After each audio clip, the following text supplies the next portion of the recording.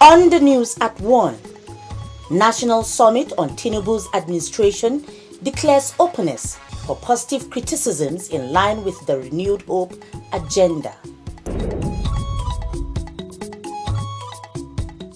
FCT Police Command parades suspected kidnapper with 20 million naira bounty.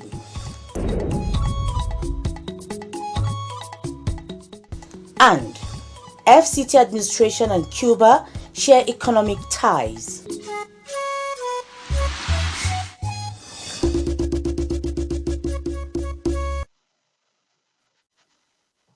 Hello and welcome to the news at 1 on NTA Channel 5, Abuja.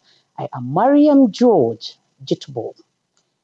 The Tinubu administration is open to constructive criticism that will trigger economic growth and development in line with the renewed hope agenda from all quarters.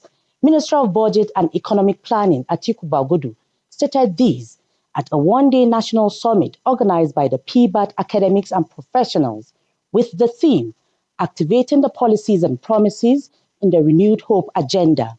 Ifoma Ojinta reports.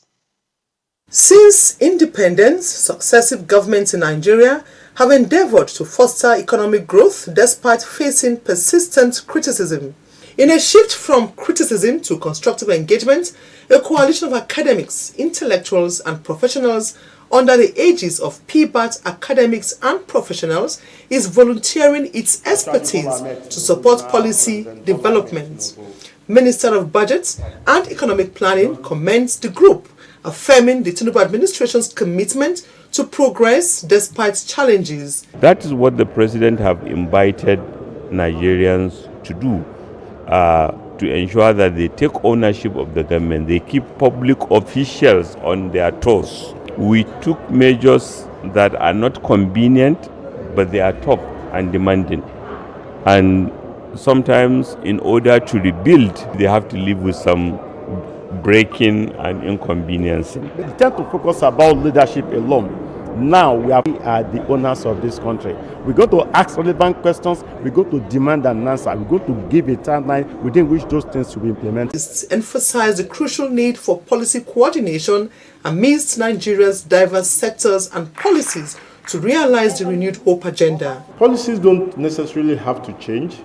Most of the time, what we need to change or to tweak it is the strategy of implementing it, especially in terms of time, in terms of space. The summit comprised 2 cluster sessions focusing on transiting from crisis to enduring prosperity in Nigeria and building a safe, productive and just society. A communique is expected to be issued at the end of the summit. Ifoma Ojinta, NTA News. Member representing Amak Buhari Federal Constituency in the House of Representatives, Chinedu Obika, has received Cuban ambassador to Nigeria, Miriam Morales Palmero, in his office for bilateral development agreement. Hawa Gimba captured the moment. Amak Buhari House of Representatives member there rolling out areas of collaboration with Cuban community.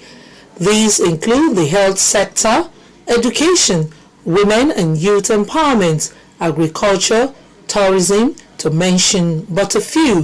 When you talk about education, you're talking about youth and women. Yes, of course.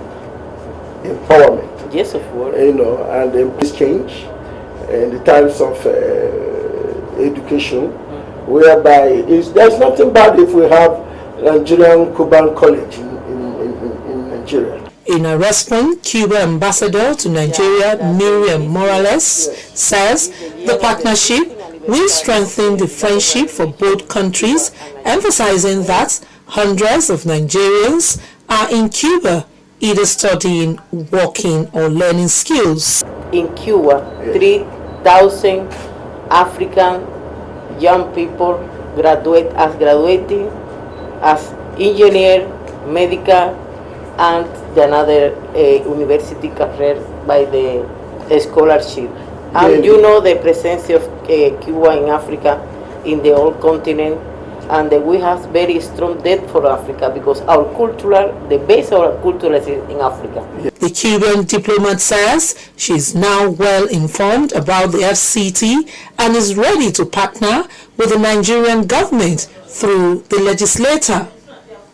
Hawagimba, NTA News.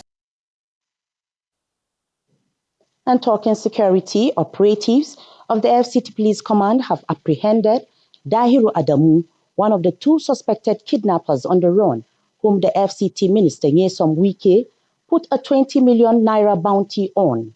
Commissioner of Police FCT Bennett Igwe presented the suspect and some of his rescued victims exclusively to NTA News.